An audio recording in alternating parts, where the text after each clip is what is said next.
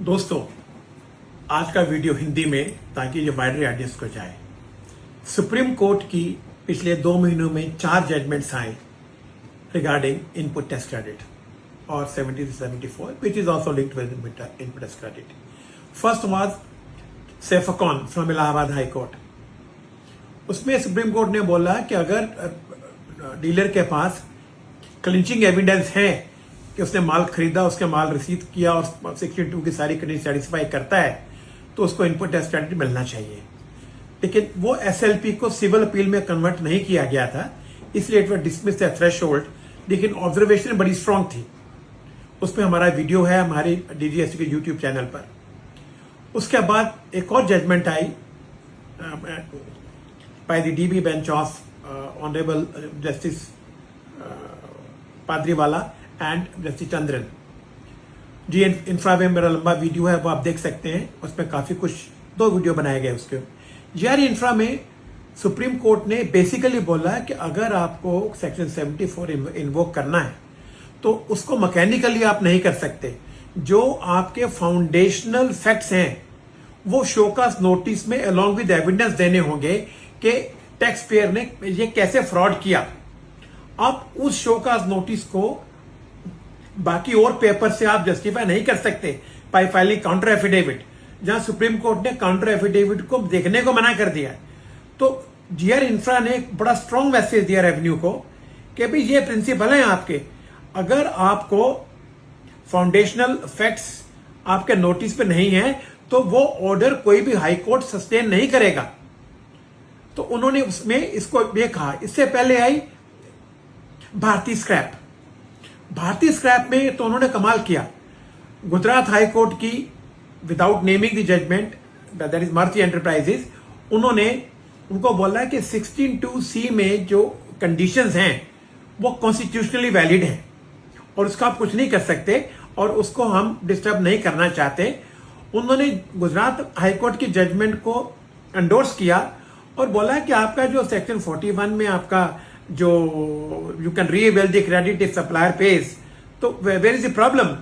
There is automatic mechanism in the GST system. अब कुछ मेरे दोस्तों का व्यू था कि ये तो ये 41 की जो लेटेस्ट सेक्शन है वो तो 2022 में अमेंडमेंट हुई। दोस्तों, उससे कुछ फर्क नहीं पड़ता। इससे पहले वो आईटीसी वाज प्रोविजनल, अब उन्होंने इसको 42 में कन्वर्ट किया, आपको राइट दे दिया। तो ये सारी चीजें गुजरात हाई कोर्ट ने अपने दिमाग में रखी थी। और जब सुप्रीम कोर्ट जजमेंट देता है फाइनल सेक्शन में, supreme court is suppose to have taken into consideration all the provisions of the act. So this is no ground के rule 37 section 42 it makes absolutely no difference to the judgment of Bharti Scrap. Now came Tata Steel. Tata Steel में दोस्तों 1800 करोड़ रुपए की demand थी, tax and penalty for 4 years और ITC मिसमैचेस। अब काफी लोग हैरान हैं कि जब जीआर इंफ्रा में उनको नोटिस की परमिशन नहीं दी गई तो टाटा स्टील में ये क्यों दी गई? क्योंकि टाटा स्टील में सुप्रीम कोर्ट ने मेरिट्स पे देखा ही नहीं। उन्हें नोटिस पढ़ा, उन्होंने बोला नोटिस ही आपका बेकार है।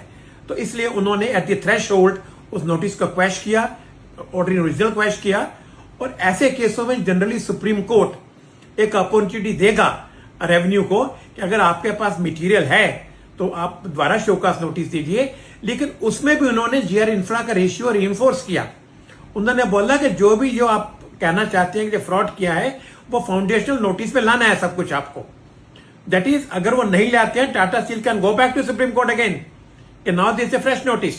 अब उन्होंने उनको बोला कि ये आप सब कुछ खत्म करिए अप टू फरवरी 27। सो टाटा स्टील और जीआर इंफ्रा में बड़ा फर्क है। जीआर इंफ्रा में जो नोटिस दिए गए थे, जिसके बेस पे डिमांडें निकाली गई थी, they were on far better footing than Tata Steel. तो हालांकि दोनों जजमेंट 4-5 दिनों के अंदर आए, दोनों ही जजमेंट एक ही बेंच की है, जस्टिस पारदीवाला जस्टिस चंद्रन। लेकिन सेकंड जजमेंट टाटा स्टील में उन्होंने उनको अपॉर्चुनिटी दी और ये सुप्रीम कोर्ट देता है। अब जब चारों जजमेंट्स का आप इंटरप्ले देखें, इसका क्या इफेक्ट होगा आपके जी स्टैट और हाई कोर्ट्स पे? As lawyers we have to understand this.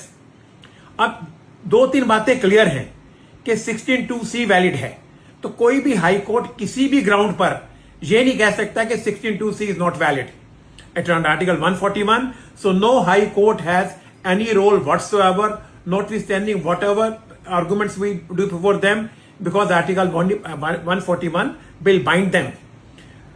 Second, section 73-74. Up, it will depend on facts. Whether 74 notice could have been issued or not. Here, the factual matrix can make a difference to the High Court judgments. In 16(2)(c maybe the factual matrix can make a difference if the dealer is able to prove the tax was paid by him, and there are other factors where High Court may come to a conclusion that GR Infra is not relevant, Bharti Scrap is not relevant because tax has been paid. Therefore, 16(2)(c as decided by Bharti Scrap may not hold good. But in तीनों जजमेंटों ने जो ratio निकाल दिए, जो principle of law बना दिए based on foundational facts of each of the cases, इसमें आप कोई डाउट नहीं है कि ये मैटर सेटल्ड है. 16(2)(c is constitutionally valid. ये आप कोई हाईकोर्ट ये नहीं बोल पाएगा ये नहीं है. 74 में आपको सब कुछ फाउंडेशनल फैक्ट्स पे लाना है. नो मैकेनिकल इधर के फ्रॉड है, ये है वो है. जो भी रेवेन्यू लिखा है उसको शोकाज नोटिस में प्रूव करना है कि आपने ये फ्रॉड कैसे किया, विलफुल सप्रेशन कैसे किया, झूठ कैसे बोला, how the tax, how the intent to evade tax, how do they establish. This has to come in right in section 74. Therefore दोनों जजमेंटें जो टाटा स्टील और जीआर इंफ्रा है, दोनों इसी इश्यू को इन्फोर्स करती हैं. लेकिन टाटा स्टील में because the Supreme Court did not go into any other facts and they saw the notice and requested that this notice is totally mechanical, therefore we don't want to uphold it. So same bench, GR Infra, they did not remand the matter, they quashed everything. And the same bench, Justice Pardiwala and Justice Chandran, in Tata Steel, they quashed 1800 crore demand but gave an opportunity to revenue. If you still have some material based on the law laid down in Tata Steel and GR Infra, you can reissue a notice. So this section 41 theory was rule 37 theory, जो मेरे एक दो दोस्त मेरे से बात करते हैं, I find absolute no force in those arguments. अब when these matters go to High Court, revenue is going to take up Bharti Scrap in a serious manner. कि 16(2)(c टैक्स नॉट पेड. अब ये revenue को prove करना है कि supplier ने tax कैसे पेमेंट नहीं की. अगर आपको रिलीफ लेना है तो आपको प्रूव करना है कि सप्लायर ने टैक्स पेमेंट किया. 74 वाला इशू ये अभी भी डिबेटेबल इशू रहेगा, क्योंकि 74 में सुप्रीम कोर्ट ने लॉ की बाउंड्रीज तय कर दी कि शोकाज नोटिस में आपको ये दिखाना होगा अगर आपको 74 में एक्सटेंडेड पीरियड ऑफ लिमिटेशन में केस लाना है. अगर आप सर्विस टैक्स में जाएं तो 73 फंड में कम से कम 10-12 सुप्रीम कोर्ट जजमेंट्स हैं जिसमें ऐसे केसेस में सुप्रीम कोर्ट ने बहुत बड़ी गाइडलाइंस दी हैं. और 73:1 का रेशियो 74 में भी लागू होगा 99%. थोड़ा सा वेरिएशन है, ज्यादा वेरिएशन नहीं है 74 की लैंग्वेज में और 73 फाइनेंस एक्ट 1 की लैंग्वेज में, चाहे वो एक्साइज या सर्विस टैक्स था. देयरफॉर सैफकॉन दो इट वाज एसएलबी डिसमिस्ड, उसकी भी ऑब्जर्वेशन बड़ी स्ट्रांग थी कि अगर रिसिपिएंट प्रूव कर सकता है विद क्लिंचिंग एविडेंस कि सब कुछ ठीक है, सब कुछ उसका ठीक था, तो उसको उसका इनपुट एज क्रेडिट डिनाई नहीं होगा. तो दोस्तों ये चारों जजमेंट का इंटरप्ले है जो एक ही वीडियो में मैंने कोशिश की है हिंदी में देने की आपको, ताकि हिंदुस्तान में जो लोग मेरा वीडियो देखते हैं सब इसको देख सकें. Any question you have, you can write to our DGST group on our website, write your questions or write on Facebook. Wherever possible I shall be able to answer it. लेकिन इन चारों judgement को आप दोबारा पढ़ें कि इन चारों judgement में supreme court ने लॉ को कैसे ले डाउन किया. Safecon, Bharti, GR infra and Tata Steel. Thank you.